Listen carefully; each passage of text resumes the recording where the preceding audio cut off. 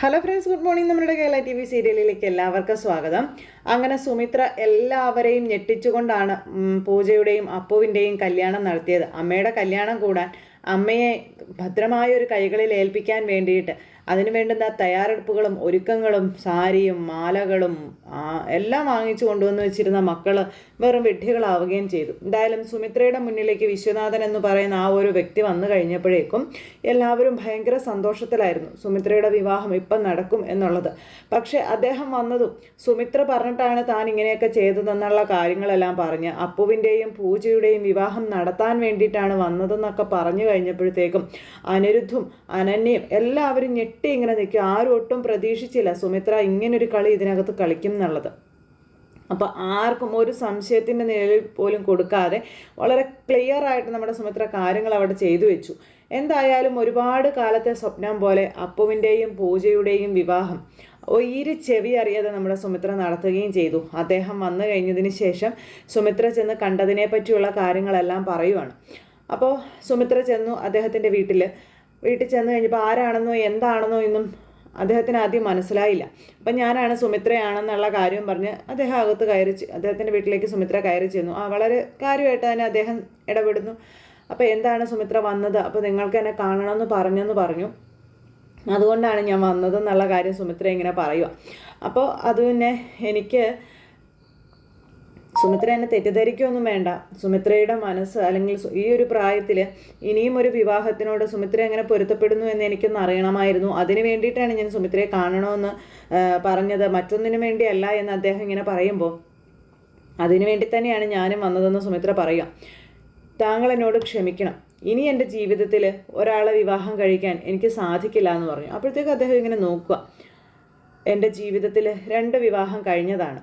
അതിൽ ആദ്യ വിവാഹം എനിക്ക് വൻ പരാജയം തന്നെയായിരുന്നു. ഒരുപാട് വേദനകൾ മാത്രം നിറഞ്ഞൊരു ജീവിതമായിരുന്നു അത്.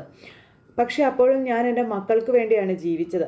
എന്നാൽ അതിനുശേഷം എൻ്റെ ജീവിതത്തിലേക്ക് എൻ്റെ രോഹിത്ത് വന്നതോടെ എൻ്റെ ജീവിതത്തിൻ്റെ കളറാകെ മാറി. ഞാൻ ജീവിച്ചു തുടങ്ങിയത് എൻ്റെ രോഹിത്തിൻ്റെ കൂടെയാണ്. പക്ഷേ അധിക കാലം എനിക്ക് എൻ്റെ രോഹിത്തിൻ്റെ കൂടെ ജീവിക്കാൻ കഴിഞ്ഞില്ല. എങ്കിലും എൻ്റെ രോഹിത്തിനെ മറന്നുകൊണ്ട് മറ്റൊരാളുടെ ഭാര്യയാകാൻ അല്ലെങ്കിൽ മറ്റൊരു ജീവിതത്തിലേക്ക് പോകാൻ എനിക്ക് ഈ ജന്മം കഴിയില്ല. അതുകൊണ്ട് ഈ വിവാഹത്തിൻ്റെ പേരിൽ ഇനി മുന്നോട്ട് പോകരുത്, ഇതിൽ നിന്ന് പിന്മാറണമെന്ന് പറയും. അപ്പോൾ സുമിത്ര പറഞ്ഞ കാര്യങ്ങളെല്ലാം കേട്ട് കഴിഞ്ഞപ്പോൾ സുമിത്രയിൽ ഉണ്ടായിരുന്ന ആ ഒരു മാന്യത അല്ലെങ്കിൽ സുമിത്ര എന്ന സ്ത്രീയിലെ മര്യാദ അദ്ദേഹം തിരിച്ചറിഞ്ഞു. അദ്ദേഹം വന്നിട്ട് ഇങ്ങനെ അതെല്ലാം കേട്ടിരിക്കുക. അപ്പോഴത്തേക്കും സുമിത്രയോട് പറഞ്ഞു, ശരി, ഇത് മക്കളോട് വ്യക്തമായി പറഞ്ഞേക്കാൻ പറഞ്ഞു. വേണ്ട, എൻ്റെ മക്കൾ എൻ്റെ അവസ്ഥയിൽ ഒരുപാട് വേദനിക്കുന്നത് കൊണ്ടാണ് എനിക്ക് വേണ്ടി ഇങ്ങനെ ഒരു കൂട്ട് കണ്ടുപിടിക്കാനായിട്ട് അവർ തയ്യാറെടുത്തത്. പക്ഷേ എൻ്റെ മക്കളെ വേദനിപ്പിച്ചുകൊണ്ട് എനിക്കൊന്നും നേടണ്ടെന്ന് പറഞ്ഞു. അവരിപ്പോൾ തൽക്കാലം ഒന്നും അറിയണ്ടെന്ന് പറയുമ്പോൾ പിന്നെ എന്താണ് സുമിത്രയുടെ പ്ലാൻ എന്ന് ചോദിച്ചു. അപ്പോൾ അപ്പുവിൻ്റെയും അതുപോലെ പൂജയുടെയും കാര്യം പറഞ്ഞു. എൻ്റെ രോഹിത്തിൻ്റെ മകളിപ്പോൾ എൻ്റെ മകളായിട്ടാണ് എൻ്റെ കൂടെയുള്ളത്. എനിക്ക് അവളുടെ ജീവിതത്തിൽ അവൾക്കൊരു കൂട്ടുണ്ടാക്കി കൊടുക്കണം.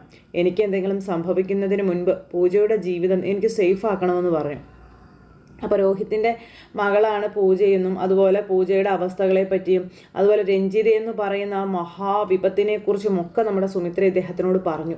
അതെല്ലാം കേട്ട് കഴിഞ്ഞപ്പോൾ അദ്ദേഹം ശരി, അങ്ങനെ ആയിക്കോട്ടെ. അപ്പോൾ പിന്നെ സുമിത്ര സംസാരിച്ച കാര്യങ്ങൾക്ക് താനായിട്ടൊരു എതിര് പറയുന്നില്ല എന്നുള്ള ഇതിൽ പറഞ്ഞിട്ട് സുമിത്ര പറഞ്ഞതുപോലെ തന്നെ ആയിക്കോട്ടെ, ഞാൻ എല്ലാത്തിനും കൂടെ ഉണ്ടാവും എന്നും പറഞ്ഞു. അങ്ങനെ യാതൊരു പരിചയമില്ലാത്തൊരു വ്യക്തി സുമിത്രയ്ക്ക് വേണ്ടി അത്രയും സഹായമൊക്കെ ചെയ്തല്ലോ. അങ്ങനെ അതും പറഞ്ഞ് നമ്മുടെ സുമിത്ര അവിടെ നിന്ന് ഇറങ്ങിപ്പോകുന്നതും അതിനുശേഷം പിന്നെ ഓരോ നിമിഷവും ഇവർ തമ്മിൽ കോണ്ടാക്ട് ചെയ്തതും അതുപോലെ ഈ മക്കൾ വന്ന് സുമിത്രയോട് ഓരോ കാര്യങ്ങൾ പറയുമ്പോൾ സുമിത്ര ഇദ്ദേഹത്തിനെ വിളിച്ച് കോണ്ടാക്ട് ചെയ്യുന്ന കാര്യങ്ങൾ ഇതെല്ലാം ഇങ്ങനെ പറഞ്ഞു. ഇതെല്ലാം പറഞ്ഞു കഴിഞ്ഞപ്പോഴത്തേക്കും നമ്മുടെ മക്കളെല്ലാവരും സുമിത്ര ഇങ്ങനെ എന്താ പറയുന്ന ഒരു അത്ഭുത ജീവിയെപ്പോലെ ഇങ്ങനെ നോക്കുക. അങ്ങനെ ആ ഒരു നോട്ടവും കാര്യങ്ങളും ഇതെല്ലാം ഇങ്ങനെ ഇവിടെ കഴിഞ്ഞതിന് ശേഷം ഞാൻ ശരിക്കും ഇവിടെ വന്നത് ഈ 2 മക്കളെ അനുഗ്രഹിക്കാൻ വേണ്ടിയിട്ടാണെന്ന് പറഞ്ഞു. അത് പൂർത്തിയാക്കിയിട്ട് ഞാൻ പോകുമെന്നു. പിന്നെ സുമിത്രയെ നിങ്ങളെല്ലാവരും മനസ്സിലാക്കണം. അമ്മയുടെ മനസ്സിൽ അമ്മയുടെ രോഹിത്ത് മാത്രമേ ഉള്ളൂ. മറ്റാർക്കും സുമിത്ര ആ മനസ്സിൽ സ്ഥാനം കൊടുക്കില്ല. അമ്മയുടെ ജീവിതം മുഴുവൻ രോഹിത്തിൻ്റെ ഭാര്യയായി ജീവിക്കാനാണ് അമ്മയ്ക്ക് ഇഷ്ടമെന്നൊക്കെ പറഞ്ഞുകൊണ്ട് അദ്ദേഹം ഇങ്ങനെ മക്കളെ ഉപദേശിക്കുക. അപ്പോൾ മറ്റാരും സുമിത്രയെ മനസ്സിലാക്കിയില്ലെങ്കിലും നിങ്ങൾ മക്കൾ അമ്മയെ മനസ്സിലാക്കണം. അമ്മയെ ഒരിക്കലും ഒറ്റപ്പെടുത്തരുത്, അല്ലെങ്കിൽ അങ്ങനെ ചെയ്യരുത്, ഇങ്ങനെ ചെയ്യരുത് എന്നൊക്കെ പറഞ്ഞുകൊണ്ട് അദ്ദേഹം കുറേയൊക്കെ പറഞ്ഞു കൊടുത്തു. അപ്പോൾ ശരിയെന്നും പറഞ്ഞ് മക്കൾ അപ്പോൾ അവർക്ക് പറ്റിയ തെറ്റിനെ പറ്റി ഇവർ പരസ്പരം അങ്ങോട്ടും ഇങ്ങോട്ടും പറയുന്നത് പോലെ തന്നെ സുമിത്രയോട് പറയുന്നു, സുമിത്രയോട് ക്ഷമ ചോദിക്കുന്നു. അപ്പോൾ എൻ്റെ മക്കൾ ഒരിക്കലും അമ്മയോട് ക്ഷമ ചോദിക്കരുത്, അമ്മയുടെ നന്മ മാത്രമല്ലേ എൻ്റെ മക്കൾ ആഗ്രഹിച്ചിട്ടുള്ളൂ എന്നൊക്കെ പറഞ്ഞു സുമിത്ര. അപ്പോഴത്തേക്ക് സരസ്വതിയമ്മ അവിടെ നിന്ന് ചിരിക്കുക. അമ്മയ്ക്ക് ഇപ്പം സന്തോഷമായില്ലേ എന്ന് സുമിത്ര ചോദിച്ചപ്പോൾ എൻ്റെ സുമിത്രയെ മോളെ എന്നും പറഞ്ഞുകൊണ്ട് സുമിത്രയെ കെട്ടിപ്പിടിക്കുന്നു സരസ്വതി അമ്മ. അത് കഴിഞ്ഞിട്ട് പിന്നെ ഇവരോട് രണ്ടുപേരോടും പെട്ടെന്ന് വിശ്വനാഥൻ്റെ അനുഗ്രഹം മേടിക്കാനായിട്ട് നമ്മുടെ സുമിത്ര പറയുന്നു. മക്കൾ രണ്ടുപേരും, അതായത് പൂജയും അപ്പവും കൂടെ അദ്ദേഹത്തിൻ്റെ അനുഗ്രഹം മേടിക്കുന്നു. അനുഗ്രഹം മേടിച്ച് കഴിഞ്ഞപ്പോൾ ഞാൻ ഈ വിവാഹത്തിൽ പങ്കെടുത്ത് ഈ കുട്ടികളെ അനുഗ്രഹിക്കാൻ വേണ്ടി വന്നതാണ് സുമിത്രയുടെ നിർദ്ദേശപ്രകാരം, അല്ലാതെ ഇതിന് മറ്റൊരർത്ഥവും നിങ്ങളൊന്നും കാണണ്ട എന്ന് പറഞ്ഞു. എന്തായാലും സന്തോഷമായിട്ട് ജീവിക്കാൻ പറഞ്ഞു. ഇതുപോലൊരു അമ്മയെ കിട്ടിയ നിങ്ങൾ ഭാഗ്യവാന്മാരാണ് മക്കളെ എന്നൊക്കെ പറഞ്ഞുകൊണ്ട് അദ്ദേഹം ഇങ്ങനെ യാത്ര പറഞ്ഞിട്ട് പോവുക. എന്നിട്ട് പിന്നെ ഇവരോട് എല്ലാവരോടും സോറി അദ്ദേഹം ചോദിച്ചു കേട്ടോ. കാരണം അത്രത്തോളം മക്കളെ ആഗ്രഹിപ്പിച്ചല്ലോ, മക്കൾ അത്രമാത്രം ആഗ്രഹിച്ചല്ലോ ഈ ഒരു കല്യാണം നടന്നു കാണാനായിട്ട്. അങ്ങനെ ഇവരോടെല്ലാവരോടും യാത്ര പറഞ്ഞ് വിശ്വനാഥൻ എന്ന് പറയുന്ന പുതുമണവാളൻ ആയിട്ട് വന്ന ആൾ അവിടെ നിന്ന് പോകുന്നു. അപ്പോൾ അദ്ദേഹം അങ്ങ് പോയി കഴിഞ്ഞപ്പോഴത്തേക്കും ഇനിയിപ്പോൾ ബാക്കി ചടങ്ങുകളും കാര്യങ്ങളും എല്ലാം ചെയ്യണമല്ലോ. അപ്പോൾ അതിൻ്റേതായ രീതിയിൽ മുന്നോട്ട് പോകണം. അപ്പോൾ ഇവർ അമ്പലത്തിലെ എല്ലാ കാര്യങ്ങളും നടത്തി പിന്നെ ചെറുക്കനെയും പെണ്ണിനെയും വീട്ടിലേക്ക് കൊണ്ടുപോകുന്ന ചടങ്ങുകളും കാര്യങ്ങളും ഒക്കെ ആയി. അങ്ങനെ ആ ഒരു കാര്യങ്ങളെല്ലാം അവിടെ സംഭവിച്ചു. ഈ സമയത്താണെന്നുണ്ടെങ്കിൽ നമ്മുടെ രഞ്ജിതയും ഭർത്താവും അവിടെ നിന്ന് വീട്ടിൽ നിന്ന് ഇറങ്ങുക. അപ്പോൾ വീട്ടിൽ നിന്ന് ഇറങ്ങുന്ന സമയത്ത് രഞ്ജിത ഭയങ്കരമായിട്ട് ധൃതി കൂട്ടുവാണ് കല്യാണത്തിൻ്റെ ആ ഒരു സ്ഥലത്തേക്ക് എത്താൻ വേണ്ടിയിട്ട്. അപ്പോഴേക്കും നമ്മൾ അങ്ങോട്ട് പോകേണ്ട കാര്യമുണ്ടോ എന്ന് ചോദിച്ചുകൊണ്ട് അരവിന്ദൻ, നിങ്ങളോട് ഞാൻ മര്യാദയ്ക്ക് അന്ന് കാര്യങ്ങൾ പറഞ്ഞതല്ലേ, പിന്നെ ഇനി എന്താ നിങ്ങൾക്ക് സംശയം? നിങ്ങൾക്കെന്താ വരാൻ വല്ല ബുദ്ധിമുട്ടും? അയ്യോ എൻ്റെ പൊന്നു രഞ്ജു, എനിക്ക് ഒരു ബുദ്ധിമുട്ടുമില്ല, ഞാൻ വരാൻ താല്പര്യമില്ലാത്തവരൊന്നും വരണമെന്ന് യാതൊരു നിർബന്ധവുമില്ല. ആരെയും ഞാൻ നിർബന്ധിച്ച് കൊണ്ടുപോകാനും പോകുന്നില്ല. സൗകര്യം ഉണ്ടെങ്കിൽ വന്നാൽ മതിയെന്നും പറഞ്ഞ് അങ്ങനെ അങ്ങ് പറയാം. അപ്പോൾ അത് കേട്ട് കഴിഞ്ഞപ്പോഴത്തേക്കും അയ്യോ രഞ്ജു ഞാൻ വരാമെന്ന് പറഞ്ഞു.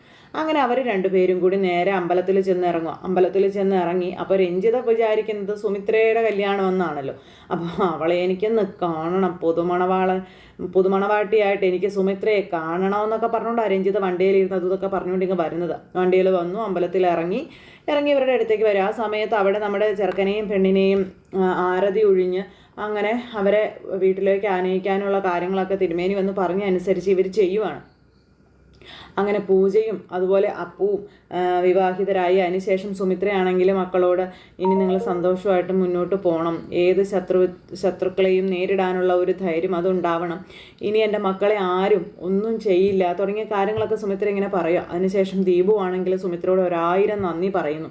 കാരണം നടക്കില്ല എന്ന് വിചാരിച്ചു കൊണ്ടിരുന്ന ഈ ഒരു കല്യാണം നടത്തിയെടുക്കാനുള്ള ആ ഒരു ഇത് സുമിത്ര കാണിച്ചല്ലോ. അപ്പോൾ എൻ്റെ ചേച്ചിയോട് ഞാൻ ചെയ്തത്, എൻ്റെ പൊന്നു ചേച്ചിയോട് ഞാൻ ചെയ്തതിനെല്ലാം ചേച്ചി എന്നോട് ക്ഷമിക്കണമെന്നും പറഞ്ഞ് ദീപു കാല് പിടിച്ച് അങ്ങനെ മാപ്പൊക്കെ പറയുന്നു. എന്താ ദീപു ഇത് നല്ലൊരു ദിവസമായിട്ട് നീ ഇങ്ങനെയെന്നൊക്കെ ചോദിക്കുന്നു. അപ്പോൾ സുമിത്ര അങ്ങനെ ഇവർ തമ്മിലുള്ള പ്രശ്നങ്ങളെല്ലാം പറഞ്ഞ് തീർത്ത് ഇവരുടെ സുമിത്രയുടെ അനുഗ്രഹം മേടിക്കുന്നു. അങ്ങനെ എല്ലാവരുടെയും അനുഗ്രഹം പൂജയും അപ്പവും കൂടി ചേർന്ന് മേടിച്ച് വളരെ സന്തോഷത്തോടെ ഇവർ വീട്ടിലേക്ക് പോകാനുള്ള കാര്യങ്ങളൊക്കെ ഇങ്ങനെ നോക്കുക. അപ്പോഴേക്കും നമ്മുടെ തിരുമേനി പറഞ്ഞ അനുസരിച്ച് ശീതൾ ഇവർക്ക് ആരതി ഒഴിയുന്നു. ആരതി ഒഴിഞ്ഞ് ഇവരെ ആരതിയുടെ അകമ്പടിയോട് കൂടി ഇങ്ങനെ വണ്ടിയിലേക്ക് കയറ്റാനായിട്ട് കൊണ്ടുവരുന്നു. അങ്ങനെ അവർ വരുന്ന സമയത്താണ് ഈ രഞ്ജിത വണ്ടിയിൽ നിന്ന് വന്ന് ഇറങ്ങുന്നതും ഇവരുടെ മുന്നിലേക്ക് ചെല്ലുന്നതും. ഇവരുടെ മുന്നിലേക്ക് ചെന്ന് കഴിഞ്ഞപ്പോഴെന്താ താൻ കുഴിച്ച കുഴിയിൽ താൻ തന്നെ വീണു എന്ന് പറയുന്നത് പോലെ തൻ്റെ മകൻ കുഴിച്ച കുഴിയിൽ ഇപ്പം രഞ്ജിത വീണു കിടക്കുകയാണ്. പൂജയുടെയും അപ്പുവിൻ്റെയും വിവാഹം കഴിഞ്ഞതും ഇവർ രണ്ടുപേരും കൂടി ഭാര്യ ഭർത്താക്കന്മാരായി നടന്നു വരുന്നതും കണ്ടു കഴിഞ്ഞപ്പോഴത്തേക്കും നമ്മുടെ രഞ്ജിത ഞെട്ടിയില്ലേ. രഞ്ജിത ഒട്ടും പ്രതീക്ഷിച്ചില്ല ഇങ്ങനെ ഒരു വമ്പൻ ട്വിസ്റ്റ് അവിടെ സംഭവിക്കുമെന്ന്. രഞ്ജിത അന്താളിപ്പോട് കൂടി ഇങ്ങനെ വായി നോക്കി ഇങ്ങനെ മിഴിച്ചിങ്ങനെ നിൽക്കുകയാണ്. എന്നിട്ട് ഇവരുടെ അടുത്തേക്ക് നടന്നു. അപ്പോൾ ഈ രഞ്ജിത വരുന്നത് കണ്ടു കഴിഞ്ഞപ്പോൾ അവരെല്ലാവരും വളരെ സന്തോഷത്തോടു കൂടിയാട്ടോ ഇരിക്കുന്നത്. അങ്ങനെ നമ്മുടെ സുമിത്ര തന്നെ മാല എടുത്തു കൊടുത്ത് അവരുടെ കല്യാണം നടത്തിയതാണ്. എന്തായാലും സുമിത്രയുടെ കൈ കൊണ്ട് എടുത്തു കൊടുത്തതൊന്നും മോശമായിട്ടില്ല, അത് ഉറപ്പായുള്ള കാര്യമാണ്. ആ സമയത്ത് സുമിത്ര ഈ കല്യാണം നടത്തിയെന്നുള്ളത് രഞ്ജിതയ്ക്ക് മനസ്സിലായി. രഞ്ജിത ഇവരുടെ മുന്നിലേക്ക് വന്നിട്ട് ഇവരെ ഇങ്ങനെ തുറച്ചു നോക്കും. അപ്പോൾ രഞ്ജിതയെ കണ്ടപ്പോഴേക്കും അത്രയും നേരം എല്ലാവരുടെയും മുഖത്തുണ്ടായിരുന്ന പുഞ്ചിരി അങ്ങ് മാഞ്ഞു. രഞ്ജിത എന്താണ് പറയാൻ പോകുന്നത് അല്ലെങ്കിൽ എന്താണ് പ്രവർത്തിക്കാൻ പോകുന്നതെന്ന് അറിയാതെ രഞ്ജിതയെ തന്നെ ഇങ്ങനെ നോക്കിക്കൊണ്ട് ഇങ്ങനെ നിൽക്കുക ഇവർ. അപ്പോൾ രഞ്ജിത അങ്ങനെ ഇവരെ വന്ന് കുറേ നേരം തുറച്ചു നോക്കി നിന്നിട്ട് അവസാനം നീ പണി പറ്റിച്ചല്ലേടി എന്നിങ്ങനെ ചോദിക്കുന്നു. നീ എന്ത് കണ്ടിട്ടാടി ഇവനെപ്പോലെ ഒരുത്തിനെ കല്യാണം കഴിച്ചത് എന്ന് രഞ്ജിത ചോദിക്കുമ്പോൾ നിങ്ങളുടെ മകനേക്കാളും 100 കണക്കിന് ഭേദം എൻ്റെ അപ്പുവേട്ടൻ എന്ന് പൂജ പറഞ്ഞു. പൂജ അത് പറയുന്നത് കേട്ട് കഴിഞ്ഞപ്പോൾ സുമിത്ര രഞ്ജിത വെറുതെ ആവശ്യമില്ലാത്ത പ്രശ്നം ഉണ്ടാക്കരുതെന്ന് പറഞ്ഞപ്പോൾ നീയെല്ലാം നേടിയെന്ന് കരുതണ്ട സുമിത്രേ. നിന്റെ പതനം അതെൻ്റെ കൈ കൊണ്ട് തന്നെ ആയിരിക്കുമെന്ന് പറഞ്ഞപ്പം ആയിക്കോട്ടെ, അതിന് യാതൊരു തടസ്സവും വേണ്ട. നിനക്ക് എന്താ ചെയ്യാൻ പറ്റുന്നതെന്ന് വെച്ചാൽ നീ അങ്ങ് ചെയ്യാൻ പറഞ്ഞു. അങ്ങനെ എൻ്റെ രോഹിത്തേട്ടൻ്റെ സ്വത്തുക്കൾ മുഴുവൻ കണ്ടവന്മാർക്ക് തിന്നാൻ കൊടുക്കാൻ ഞാൻ സമ്മതിക്കില്ലെന്ന് പറഞ്ഞപ്പം ഞാൻ കണ്ടവന്മാർക്ക് ആർക്കും കൊടുത്തിട്ടില്ല രഞ്ജിത്തെ. എല്ലാം അവകാശപ്പെട്ട ആളിൻ്റെ കയ്യിൽ തന്നെയാണ് ചെന്നെത്തിയിരിക്കുന്നത്, അതും രോഹിത്തിൻ്റെ സ്വന്തം ചോരയിൽ. അതിൽ നിനക്ക് വല്ല തർക്കമുണ്ടോ എന്ന് ചോദിച്ചു. എൻ്റെ രോഹിത്തേട്ടനെ ഇല്ലാതാക്കിയിട്ട് നീക്ക് ഇതൊക്കെ കൂടെ കളിക്കുന്നല്ലേടി എന്ന് ചോദിച്ചപ്പം ആരാരെയാണ് ഇല്ലാതാക്കിയതെന്ന് നിനക്ക് നന്നായിട്ട് അറിയില്ലേ രഞ്ജിതയെന്ന് ചോദിച്ചു. എന്തിനാ സ്വന്തം മുഖത്തേക്ക് മലർന്ന് കിടന്ന് തുപ്പുന്നത് എന്നും സുമിത്ര ഇങ്ങനെ രഞ്ജിതയോട് ചോദിക്കുക. അപ്പോൾ നമ്മുടെ രോഹിത്തിനെ കുറിച്ച് വലിയ രഹസ്യം ഇവരുടെ എല്ലാവരുടെയും മുന്നിൽ അവതരിപ്പിക്കാൻ വേണ്ടി വന്നതാണ്. അപ്പോൾ രോഹിത്തേട്ടൻ്റെ സ്വത്തുക്കൾ മുഴുവൻ രോഹിത്തേട്ടൻ എൻ്റെ പേരിൽ എഴുതി വെച്ചിരുന്നു എന്നുള്ള കാര്യമൊക്കെ പറയാൻ വേണ്ടി വന്നതാണ്. പക്ഷെ അതല്ല, എന്താ പറയുന്നത്, മലർത്തി അടിച്ച് കാറ്റിൽ പറക്കുന്ന ദിവാസ്വപ്നങ്ങളായി മാത്രം മാറുന്ന ഒരവസ്ഥയിലേക്ക് സുമിത്ര രഞ്ജിതയെ ശരിക്കും പൊളിച്ചടുക്കി. എന്തായാലും അമ്പലത്തിൽ വെച്ച് നമ്മുടെ രഞ്ജിത തോറ്റു തുന്നം പാടി പോവാണ്. പോകുമ്പോഴും വാശിക്കും വീറിനും ഒരു കുറവില്ല. നിന്നൊക്കെ ഞാൻ എടുത്തോളാം, നിന്നെയൊന്നും ഞാൻ ജീവിക്കാൻ അനുവദിക്കില്ല, നിന്നെയൊന്നും ഞാൻ വെറുതെ വിടില്ല. അങ്ങനെ എന്തൊക്കെ ഡയലോഗുകളായിരുന്നു. മലപ്പുറം കത്തി അമ്പും വില്ലും അവസാനം പവനായി ശവമായിരുന്നു പറഞ്ഞ അവസ്ഥയായി രഞ്ജിതയുടെ. വലിയ രഹസ്യം പൊക്കി പിടിച്ചുകൊണ്ട് വന്നതാ, എല്ലാം പൊളിച്ച് കൊടുത്തു നമ്മുടെ സുമിത്ര. അപ്പം അങ്ങനെയുള്ളൊരു സൂപ്പർ ഹിറ്റ് വിശേഷം കാണിച്ചുകൊണ്ട് ഇന്നത്തെ നമ്മുടെ കഥ, ഇന്നത്തെ എന്നല്ല നമ്മുടെ കുടുംബവിളക്ക് ഇവിടെ പര്യാപ്തതയോടുകൂടി അവസാനിച്ചിരിക്കുന്നു. ഇനി നമ്മുടെ കുടുംബവിളക്ക് നമുക്ക് ഓർമ്മയായി എന്ന് തന്നെ വിശ്വസിക്കാം. ഇനിയൊരു 3-ാം പാർട്ട് കൊണ്ടുവരില്ലായിരിക്കും എന്നും പ്രതീക്ഷിക്കാം അല്ലേ. അപ്പോൾ എല്ലാവർക്കും നല്ലൊരു ദിവസം ആശംസ കൊണ്ട് നിർത്തുകയാണ്. എല്ലാവരുടെയും സപ്പോർട്ടിനും സ്നേഹത്തിനും ഒത്തിരി നന്ദി ഹൃദയത്തിൻ്റെ ഭാഷയിൽ അറിയിക്കുന്നു. അടുത്ത സൂപ്പർ ഹിറ്റ് കഥയുമായി കാണുന്നത് വരെ എല്ലാവർക്കും നന്ദി. See again, take care, bye by.